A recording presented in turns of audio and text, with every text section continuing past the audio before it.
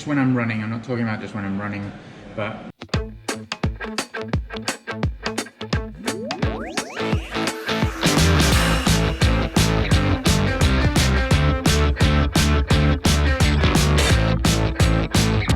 good morning everybody, and welcome to another video. Today is the last long run in Finland before you know what, that event. So follow along to see what the day what occurs in the day on the run.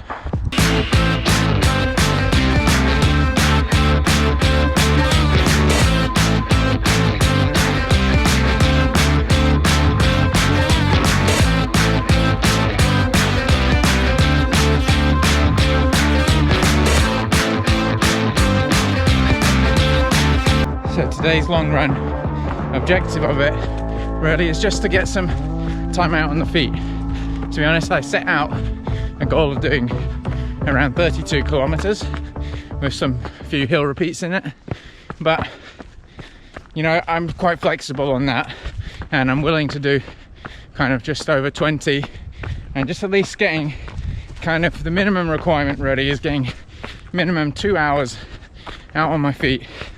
And I think it's really important to, when you're not feeling the best or you know the most freshest after the previous day's running or whatever it is to be flexible with your schedule.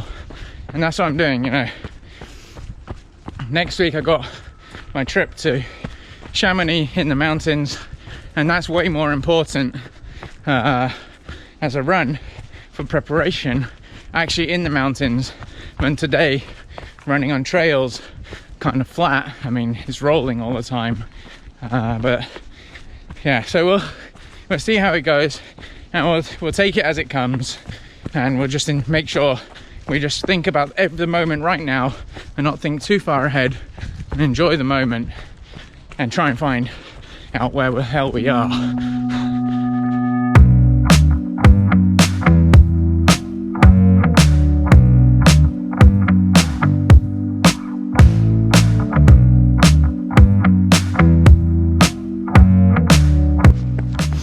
Chocolate cliff shot. It's so super nice. It's a little bit sticky, so I wouldn't have it for the whole duration of an ultra, but certainly is one of the flavors I take because I really enjoy eating it. But yeah, so as I was saying, it's not necessarily about the actual running today, but testing equipment. I've got the Speedgoat Evos on again for a long run this time, just to see how they play up with these socks, and also practice eating whilst you're running, all those other things, keeping the body used to those kind of rhythms and patterns, because it's an important part of an ultra. It's not just the running, it's your mental state, it's your nutrition game, and it's about comfort. So making sure at least I'm crossing some of the boxes on these things, and that's in theory crossing all the right boxes. So that's a great thing. I'm going to continue eating this in peace.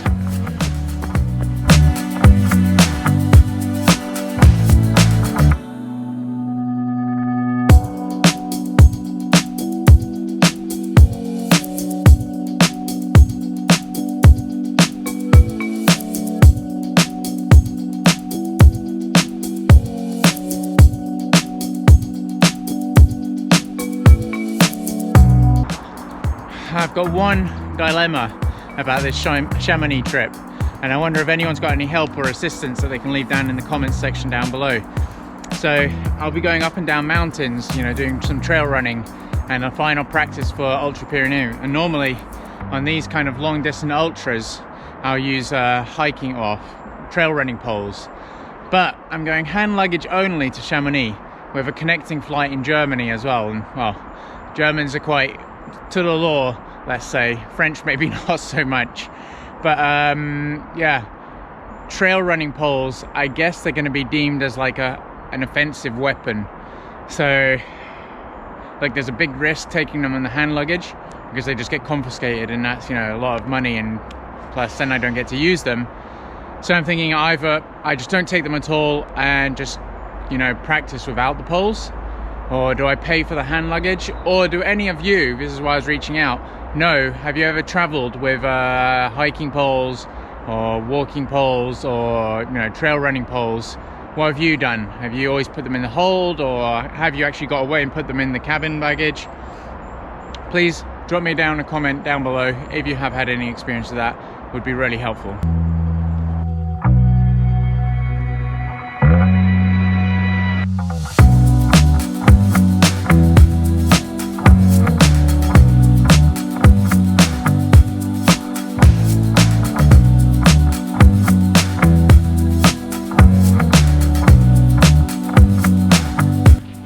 I just had this really great idea.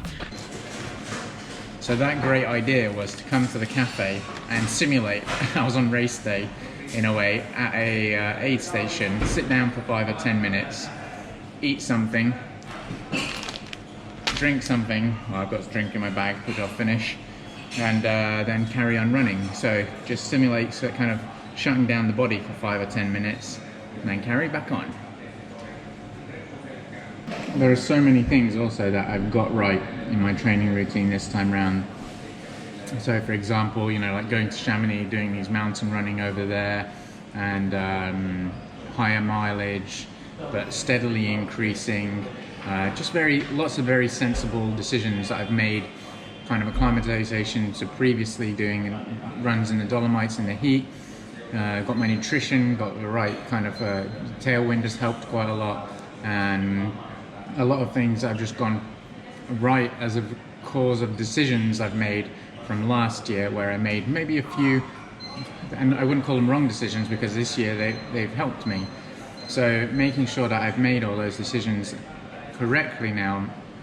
And I think there's one thing that I need to really pay attention to, which hasn't really been the case in previous years, is, as I mentioned in the other video, is that if I'm constantly increasing the amount of calories I'm expending, then I need to make sure that I'm eating a lot.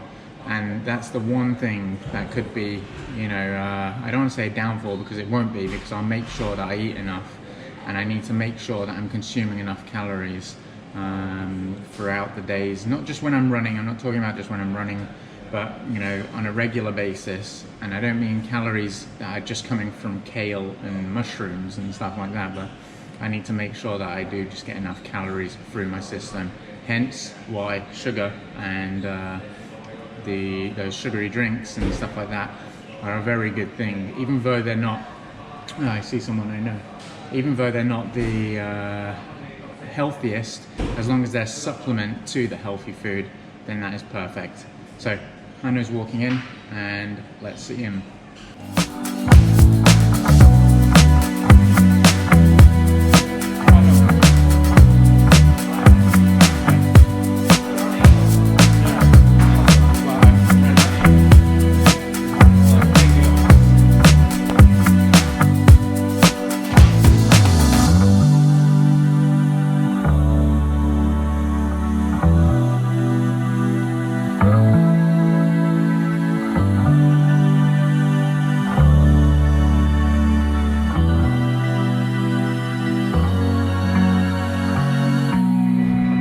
Right, so I started running back from the place where you saw me eating, and yeah, I ran back with Hanno, who, if I didn't mention, is one of my work friends, and we ran back kind of together for 5 kilometers, and it's pretty amazing like how quickly that 5 kilometers went. I wasn't thinking about it, and yeah, it was really nice.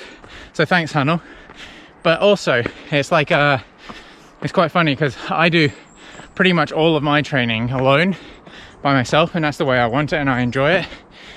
But every Thursday I do run with people from work. We do a morning run, and yeah, it's just funny to sort of think and to be running with someone, and how it really kind of distracts your mind and in that sense. And I guess that's the reason why I like to run by myself, because I like to be with my thoughts, and I'm kind of like a little bit of a masochist in that sense, that I like to feel the pain. I like to hear my body telling me things, and I like to understand and develop myself even more, and hence that's why I run pretty much, I guess, 95% of the time by myself.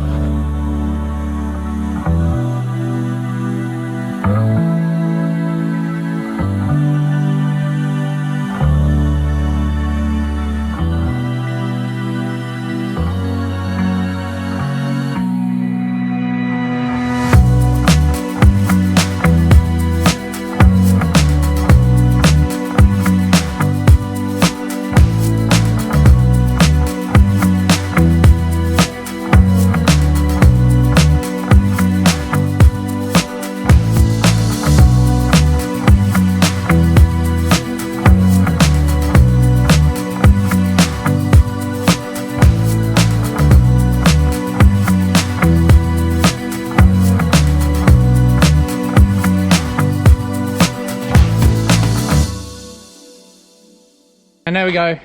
That's all she wrote. Well, that's all I ran, I mean. 32.5k, 4 hours, perfect day. So I got that 4 hours on my feet, which is exactly what I really wanted to get.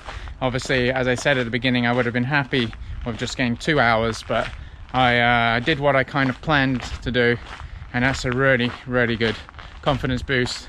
And just some more time on the feet, easy getting those legs turning over, keeping the mind in that zone, and yeah, so good, so happy to have finished it and done it. And I enjoyed it as well. Obviously I'm not happy that it's over, but you know, if you want to improve, you have to put in hard work. It's simple as that.